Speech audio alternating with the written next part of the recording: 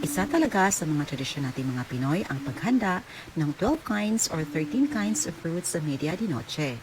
Any kinds of fruits ay pwede, but mas prefer natin na round kasi round signifies wealth and money. At kung bakit 12 kinds of fruits ang ihanda natin, 12 signifies 12 months of the year.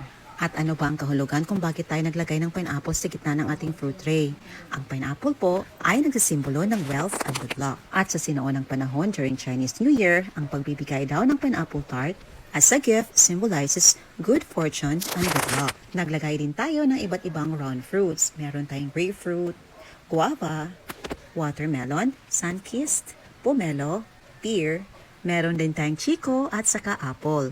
Of course, hindi mawawala ang kiyat-kiyat mga mommies at dahil kulay orange, it symbolizes good health, good fortune, at dahil pabilog ang shape nito, it symbolizes money na din. Ayan, dinamihan natin para madaming swerte ang darating sa atin sa buong taon.